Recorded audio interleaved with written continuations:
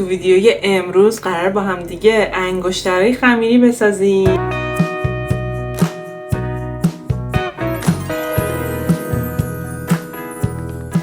قطعا تا حالا براتون پیش اومده که با خمیرهای مجسمه هواخوش که من بهتون آموزش دادم آیا میشه اکسسوری های در واقع زیورآلات ساخت یا نه.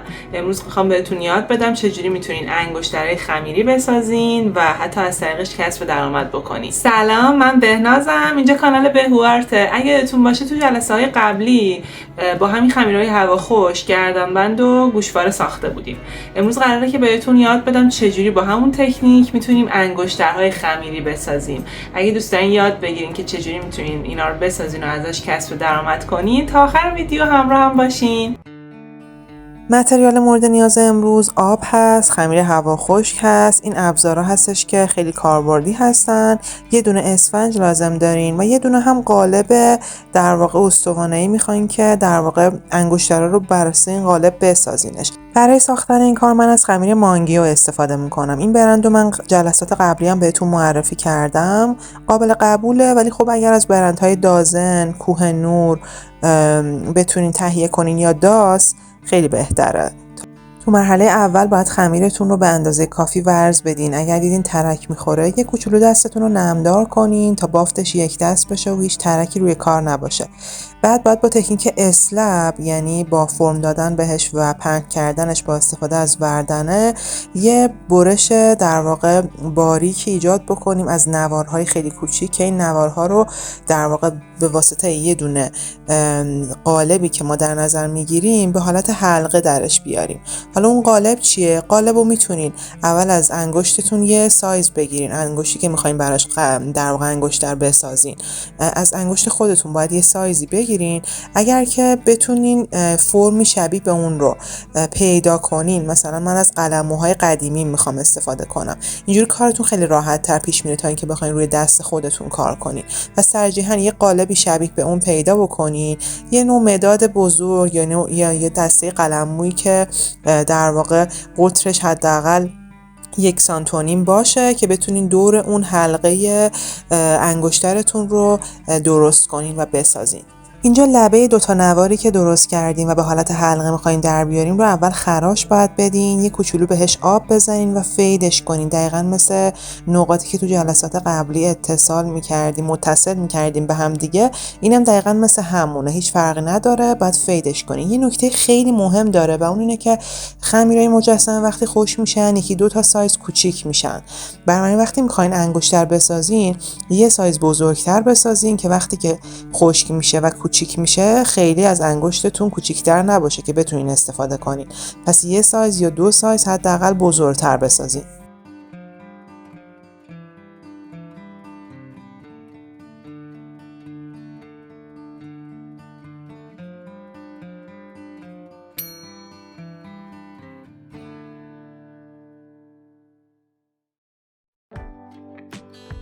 اینجا میتونین از اون قالبی که ساختین درش بیارین، تست کنین که ببینین اندازه انگشتتون هست، اون انگشتی که میخواین انگشتر رو بندازین هست یا نه. و بعد میتونین از روی دستتون هم تمیزکاریاشو انجام بدین و در واقع بعد متصل کنین جزئیاتی که میخواین روش پیاده کنین رو. وقتی رینگ اولیه کار تمیز شد و ساختینش، میتونین گوشای پاندا رو بهش اضافه کنین. من میخوام کاراکتر پاندا بهش بدم. اضافه کردن هر جزئیاتی دقیقاً مثل همون روش‌های قبلی با فید کردنش هست. میتونین فید کنین، اگر لازم بود یه مقداری خمیر هم بهش اضافه کنین که بهتر فید بشه. همیشه بین این کارها حتما بهش آب بزنین تا چسبندگیش بهتر باشه و کارتون هم تمیزتر پیش بره.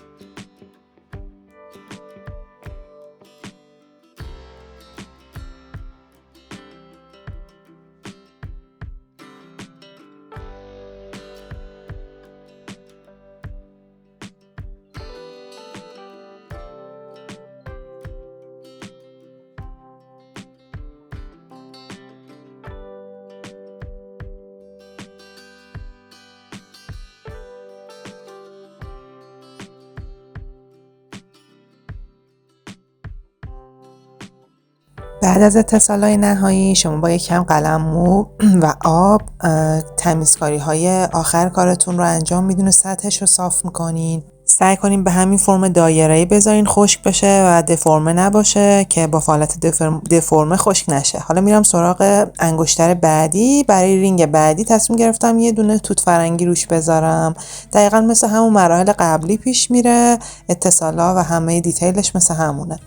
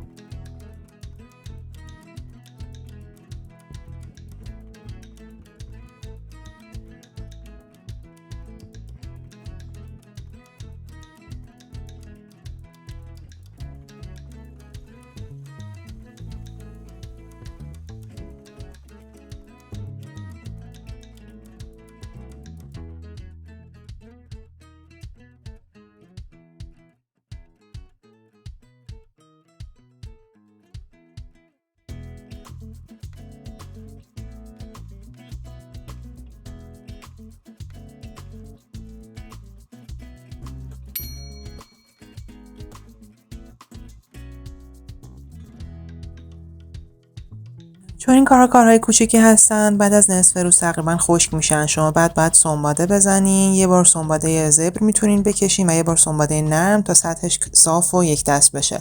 اگر که در واقع انگشترتون کوچیک شده بود سایزش، میتونین داخلش رو به این صورت که میبینین سنباده بزنین تا سایزش یه مقداری بزرگتر بشه و اندازتون بشه. بعد یه لایه میتونین آب بزنین بهش، حالا یا با ابر میتونین آب بزنین با اسفنج یا با قلممو، و بعد آماده است برای نقاشی. نقاشی هم با اکریلیک انجام میشه دقیقاً مثل مراحل قبلی.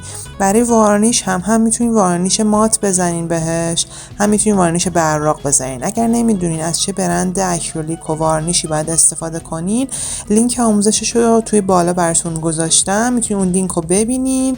توی اون لینک بهتون توضیح دادم که چه وارنیشی باید تهیه بکنین. همینطور اگر که خمیر مجسمه هم نمیدونین چه برندی باید تهیه کنین، لینک معرفی خمیرهای مجسمه رو هم الان بالا براتون میذارم.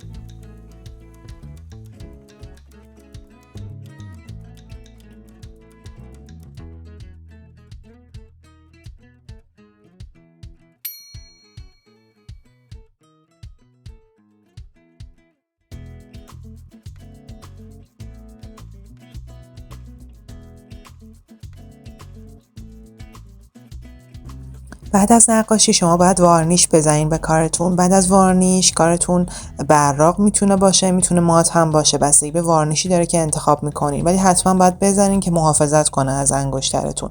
اگر دوست دارین ویدیوی قبلی که آموزش گوشواره بود رو هم ببینین، لینکشو بالای صفحه براتون میذارم، میتونین اون ویدیو رو هم تماشا کنین.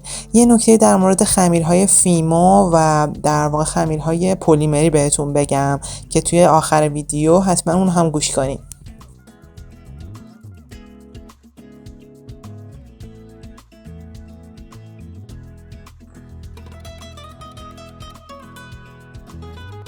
ممنون که تا اینجای ویدیو رو تماشا کردین. یه نکته بهتون بگم که اگر که دیده باشین احتمالاً تو فضای مجازی و ویدیوهای آموزشی دیگه دیدین که از خمیرهای فیمو یا خمیرهای در واقع پلیمری هم برای ساختن این انگشترها استفاده میشه و کلا زیورالات و اکسسوری‌های این شکلی.